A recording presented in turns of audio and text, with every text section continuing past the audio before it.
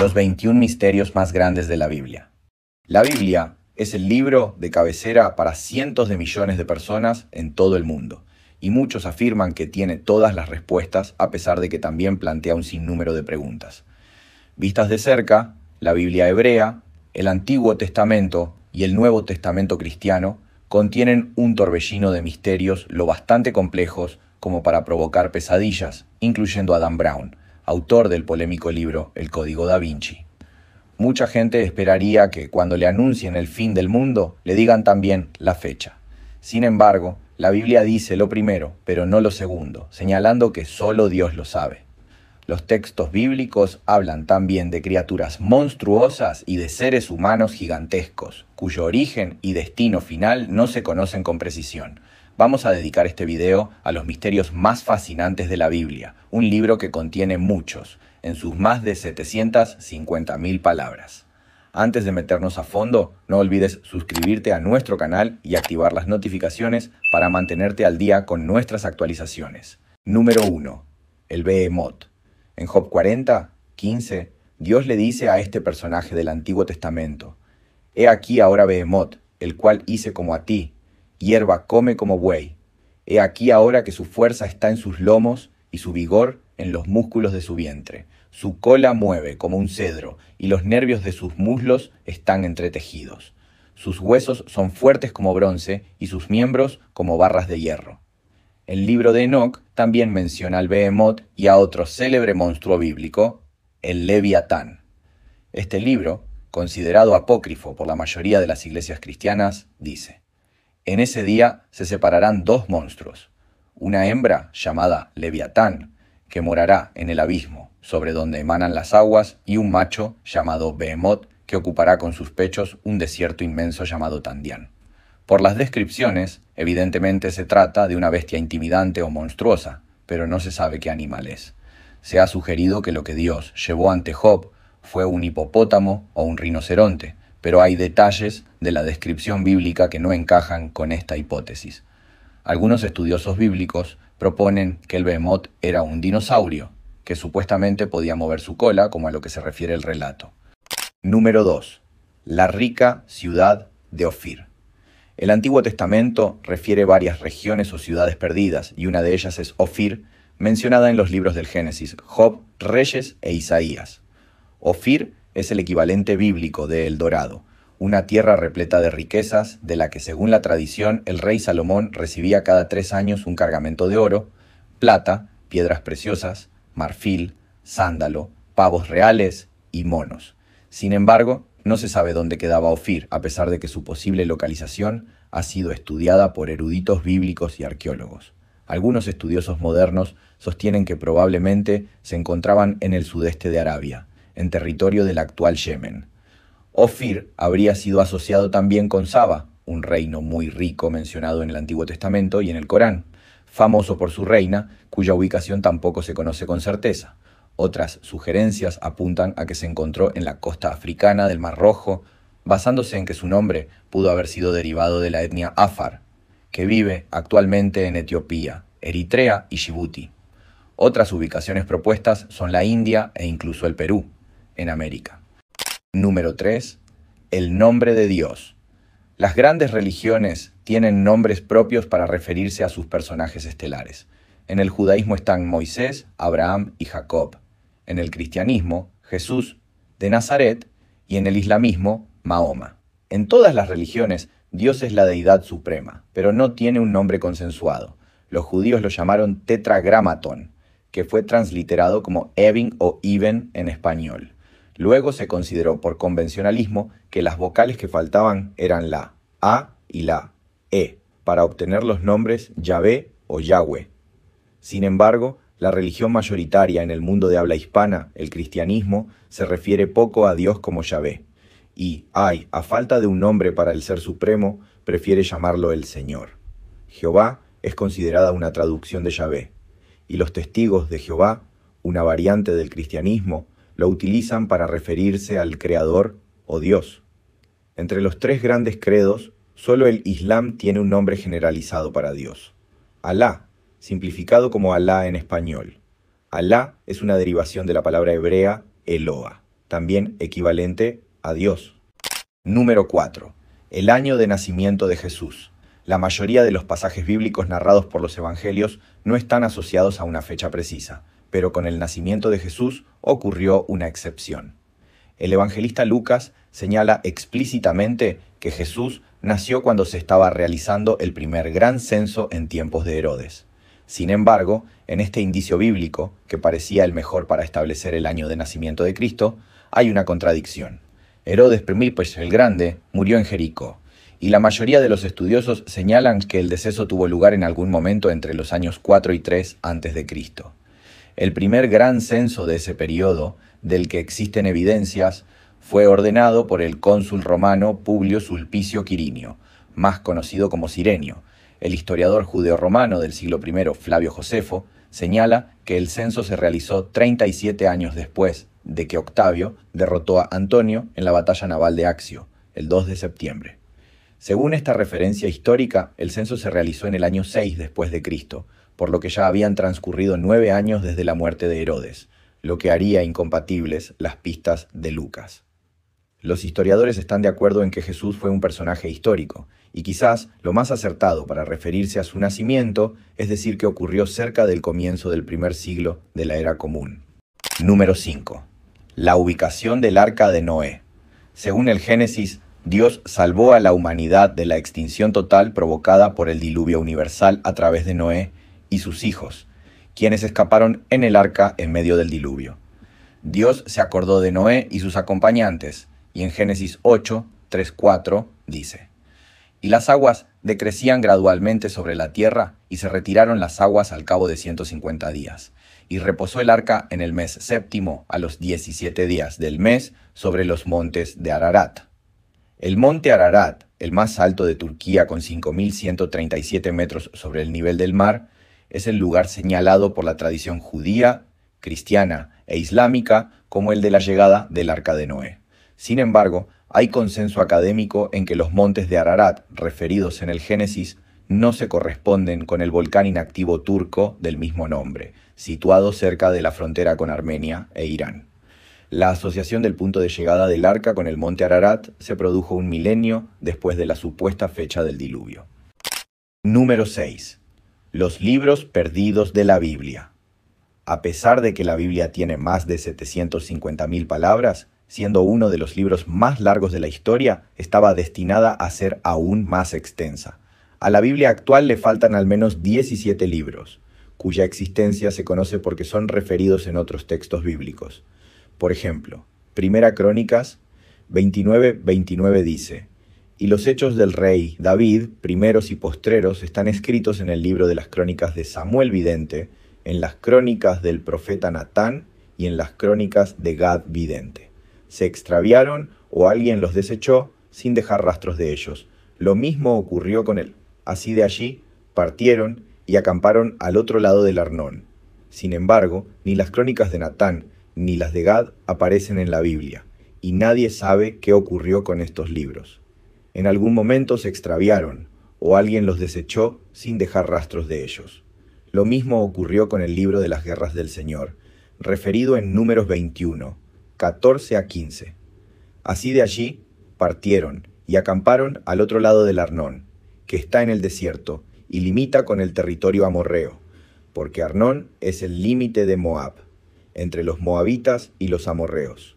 Por eso, el libro de las guerras del Señor dice lo que hizo en el Mar Rojo y en los arroyos de Arnón. Número 7. Las identidades de Gog y Magog. A pesar de que se trata de dos nombres bíblicos sonoros dignos de dar título a un drama o una comedia, existen contradicciones sobre qué representaban estas denominaciones.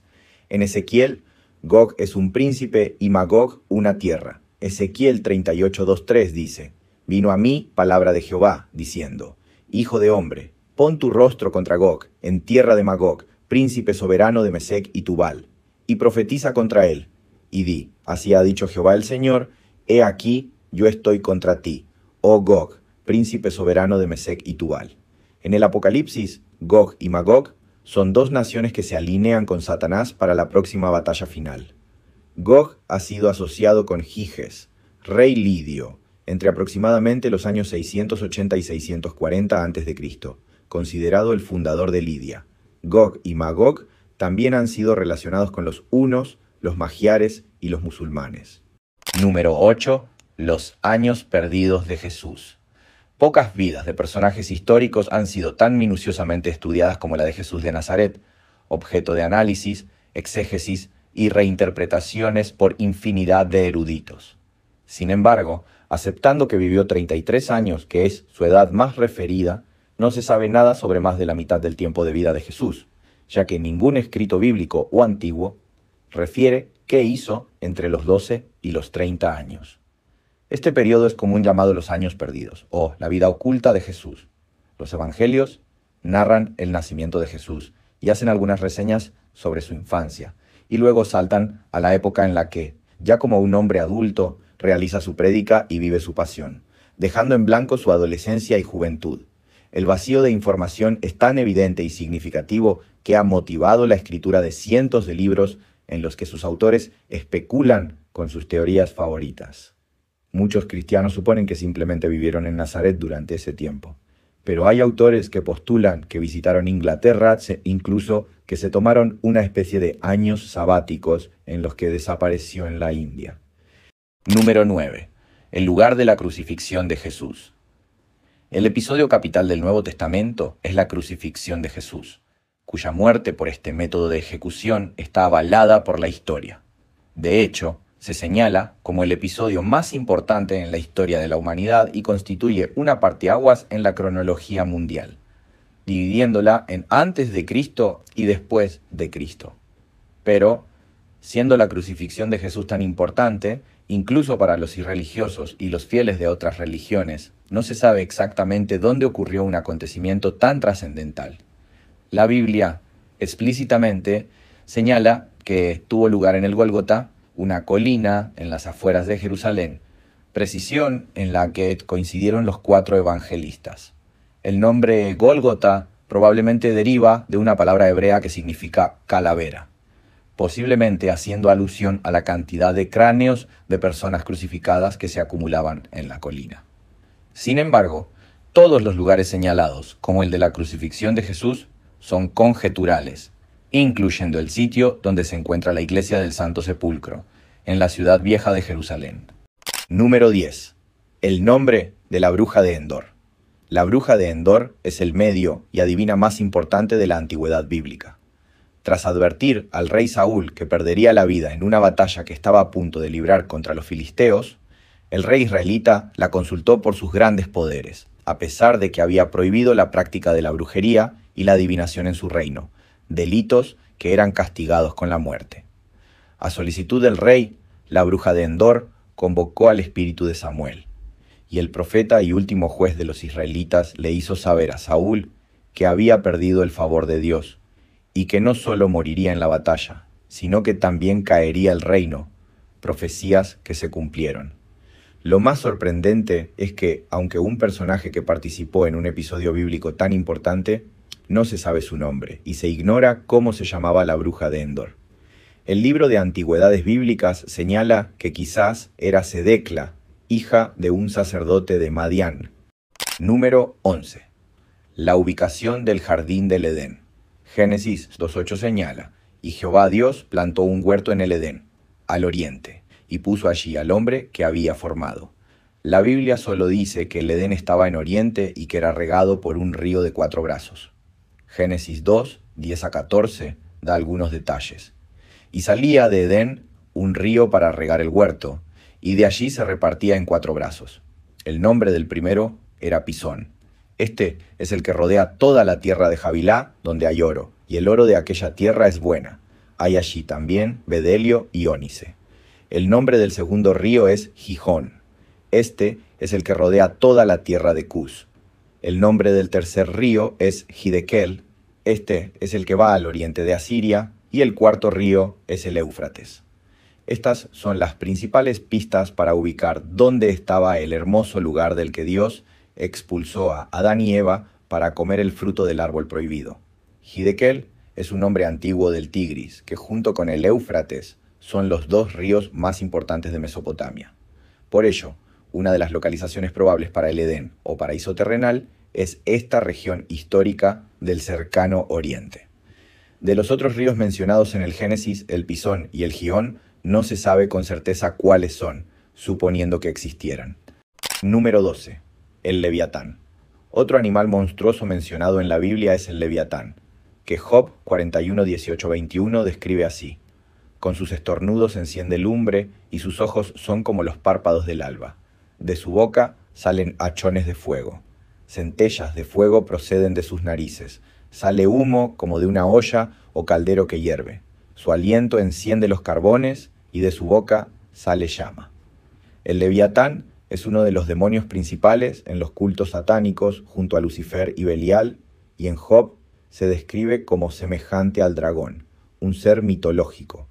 Durante la edad de oro de los viajes oceánicos, los marineros europeos lo imaginaban como una enorme serpiente de mar capaz de devorar barcos y como una inmensa y monstruosa ballena. En el siglo XIX, a raíz de la popular novela Moby Dick de Herman Melville, empezó a pensarse en el Leviatán como un cachalote. Sin embargo, las serpientes marinas son más bien pequeñas, generalmente de entre 120 y 150 centímetros de longitud, con las más grandes alcanzando los 3 metros. Un cachalote puede pesar hasta 57 toneladas y una ballena azul, el triple, pero ninguno de estos animales echa fuego por la boca. Número 13. El destino de los gigantes. Génesis 6:4 dice: ya había gigantes en la tierra en aquellos días, y también después, cuando los hijos de Dios se unieron a las hijas de los hombres, y ellas les dieron a luz hijos. Estos son los héroes de la antigüedad, hombres de renombre. Estos gigantes híbridos, llamados Nefilim en la Biblia, fueron engendrados en tiempos de Noé mediante la unión antinatural de los ángeles malvados con mujeres humanas, y se habrían extinguido durante el diluvio universal. Aunque los textos bíblicos no contienen precisiones sobre su destino, los Nefilim no son los únicos seres gigantescos y misteriosos referidos en la Biblia. Unos espías, enviados por Moisés a la tierra de Canaán, regresaron con la historia de haber sido topado con unos gigantes, frente a los cuales parecían del tamaño de un saltamonte. El libro de los Números 13, 32 a 33 señala: y hablaron mal entre los hijos de Israel de la tierra que habían reconocido, diciendo: la tierra por donde pasamos para reconocerla es tierra que traga a sus moradores, y todo el pueblo que vimos en medio de ella son hombres de grande estatura. También vimos allí gigantes, hijos de Anac, raza de los gigantes, y éramos nosotros, a nuestro parecer, como saltamontes, y así les parecíamos a ellos. Número 14. Las edades de los personajes bíblicos. La Biblia afirma que Enós, hijo de Set y nieto de Adán y Eva, vivió 905 años. Que Noé, hijo de Enós, superó a su padre por 5 años, alcanzando 910 primaveras. Set, el hijo que tuvieron Adán y Eva después de que Caín asesinó a Abel, vivió hasta los 912 años, a pesar de que fue expulsado del jardín del Edén y tuvo que vivir entre las penurias de los demás humanos. El Antiguo Testamento señala que Adán vivió 930 años. Noé, por su parte, alcanzó los 600 años y luego sumó otros 350 para terminar con 950 años. En su momento, Jared batió la marca de longevidad bíblica con 962 años, récord que fue despojado por su nieto Matusalén, quien, con 969 años, ostenta la edad máxima registrada en la Biblia. ¿Por qué los personajes bíblicos son tan increíblemente longevos? Una explicación es que sus edades no están expresadas en años solares, sino en ciclos lunares.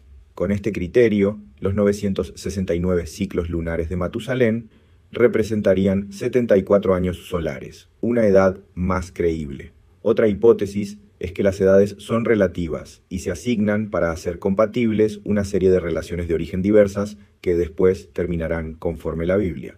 Tampoco falta la teoría de que la larga vida se debía a la dieta vegetariana. Número 15. El destino de las tribus perdidas de Israel. De acuerdo con la Biblia hebrea y el Antiguo Testamento, 10 hijos y 2 nietos del patriarca Jacob fundaron las 12 tribus que dieron origen al pueblo de Israel. De esta docena de tribus, 10 fueron desterradas por los asirios en el año 722 a.C. hacia la Alta Mesopotamia, más allá del Éufrates, y no se supo más de ellas desde entonces.